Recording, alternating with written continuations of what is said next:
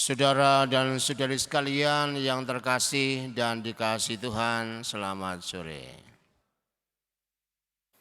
Saya amat yakin bahwa Anda semua yang ada di gereja ini pasti ingin masuk surga. Dan kalau diperbolehkan, pasti Anda ingin masuk surga seperti Bunda Maria yang diangkat jiwa dan raganya sehingga tidak perlu mati. Karena saya yakin Anda semua adalah orang-orang yang takut mati. Tetapi mari kita mencoba melihat bagaimana caranya supaya kita bisa menggapai surga itu. Ternyata lewat Magnificat atau pujian Maria, ada satu kata penting yang mesti kita lakukan. Kata penting itu adalah revolusi. Untuk menggapai surga, kita mesti melakukan revolusi, yakni perubahan yang mendasar dan menyeluruh dalam hidup kita. Saya ingin mengajak Anda untuk melihat 3 hal penting berkaitan dengan revolusi tersebut. Yang pertama, revolusi moral. Maria berkata, ia memperlihatkan kuasanya dengan perbuatan tangannya dan mencerai-beraikan orang-orang yang congkak hatinya. Congkak hati itu sama dengan sombong. Kalau kita membuka kitab Perjanjian Lama dalam Kejadian, di situ dikatakan bahwa manusia pertama tidak boleh memetik buah terlarang. Tafsirannya buah terlarang itu apa? Apel ya. Jadi kadang-kadang buah terlarang apel, terus kemudian kroak. Kroak itu apa ya? Hilang sedikit, jadi masih dimakan begitu, kemudian ingat, jadi makanya apelnya kroak, itu artinya apelnya kurang sedikit. Jadi kalau ada yang punya HP atau laptop apel kroak, berarti kalian adalah orang-orang yang punya dosa yang tak pernah terhapuskan, gitu ya. Bayangannya apel kroak itu ya, tapi sebenarnya kalau ditafsirkan seturut hari ini, itu berarti buah kesombongan. Jadi buah terlarang itu adalah buah kesombongan. Mengapa demikian? Karena dengan kesombongan itu manusia digoda supaya bisa menyamai Allah. Bahkan di situ dikatakan supaya bisa memiliki pemikiran yang melebihi Allah. Dan karena kesombongan itulah, karena manusia menginginkan yang demikian, yang terjadi sebaliknya. Manusia dikuasai oleh dosa, ditindas oleh setan, dan hidup dalam sengsara. Ujungnya adalah manusia tidak lagi bisa melebihi Allah, tapi justru mengakibatkan dia tidak bisa hidup atau dia justru menjadi mati. Maka di sini dikatakan kesombongan akan berujung pada kematian. Oleh karena itu Maria yang diangkat ke surga pada sore hari ini mengajar kita untuk sungguh belajar menjadi seorang yang rendah hati.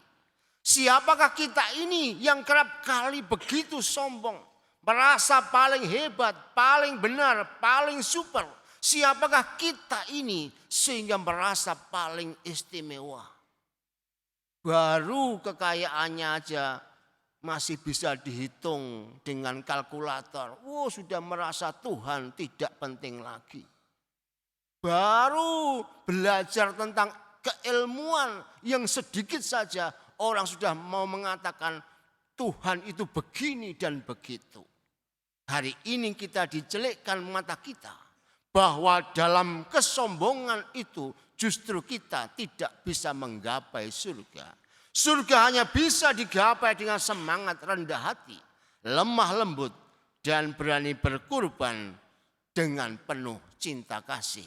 Allah hanya bisa ditemui dalam kekosongan, kesederhanaan, dan dalam kelemahan. Yang kedua, revolusi sosial. Maria berkata, ia menurunkan orang-orang yang berkuasa dari tahtanya dan meninggikan orang-orang yang rendah. Mata pengikut Kristus, kita semua mesti hidup dengan memakai pedoman ini.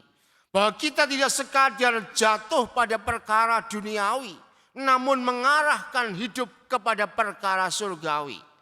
Bersusah payah, membanting tulang, bekerja, dan menduduki jabatan tertentu, itu adalah sangat baik. Akan tetapi semuanya itu akan sia-sia apabila kita memakainya demi kenyamanan diri dan bukan demi kerajaan Allah secara konkret. Kita menjadi percuma bisa menguasai dunia ini, tetapi sebenarnya kita melupakan yang ilahi. Surga itu tidak bisa dicapai lewat kekuasaan, tetapi dalam keterbatasan. Oleh karena itu kita semua hari ini melalui Maria yang diangkat ke surga, diajak untuk berani mengakui hanya di dalam Allah saja keselamatan itu terjadi. Dan menjaminkan seluruh hidup hanya kepada Allah dan bukan kepada yang lain. Yang ketiga, revolusi ekonomi.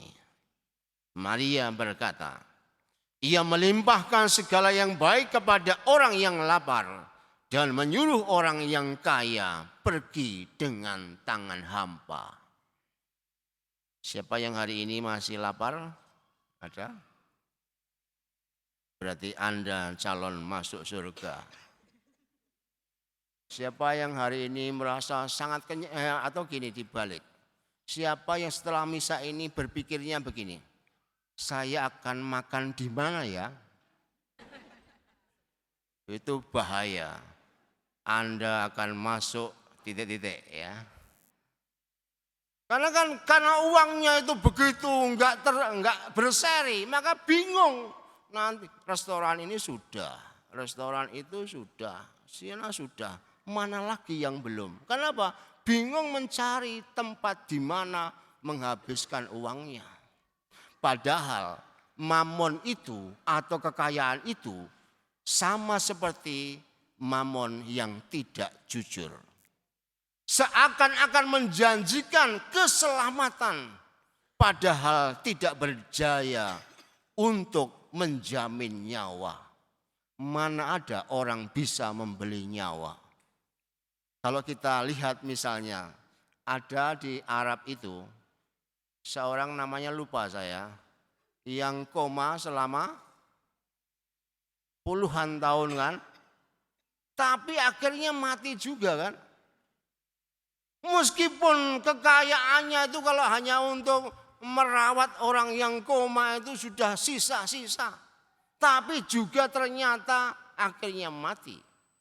Ini menunjukkan kekayaan atau mamon tak bisa menyelamatkan nyawa. Oleh karena itu harta kekayaan selalu menyakitkan. Manakala masih ada orang yang miskin dan menderita. Makanan enak yang disantap itu justru berasa nyeri manakala orang lain mengalami kelaparan. Dari sini maka saya belajar dari Romo Ari yang tidak pernah mau diajak makan oleh umatnya. Kenapa? Dia selalu merasa kalau saya diajak pergi makan dan mau, saya berarti meremehkan masakan ibu-ibu dapur. Yang kemudian enggak kemakan gitu loh. Tapi kan orang ada juga yang mengatakan, katanya makan bersama di restoran itu adalah pastoral. Padahal ketika makan bersama enggak mungkinlah makanan itu kurang dari 500.000. Pasti lebih dari itu sekali makan. Ya. Apalagi kalau sudah makan sushi, waduh. Sushi itu sushi yang membuat leher agak seret itu kan, karena enaknya kan, pasti mahal kan. Paling-paling ya setelah keluar kan jutaan kan. Padahal dalam dunia yang lain mencari uang 100.000 saja itu mengalami kesusahan. Maka sebenarnya umat yang sering mengajak romonya makan di restoran sedang menggoda romonya untuk berdosa.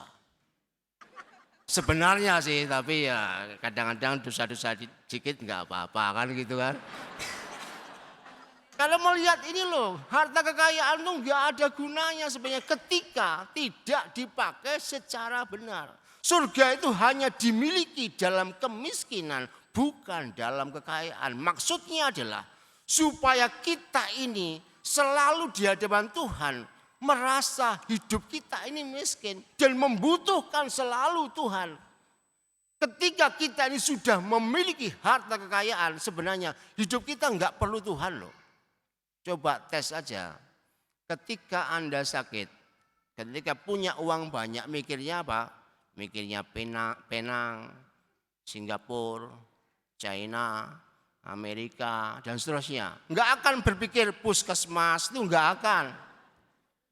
Tetapi sebenarnya keselamatan bukan di Singapura, bukan juga di Penang, bukan juga di China, bukan. Banyak orang yang pergi ke sana pulang dengan jenazahnya kan.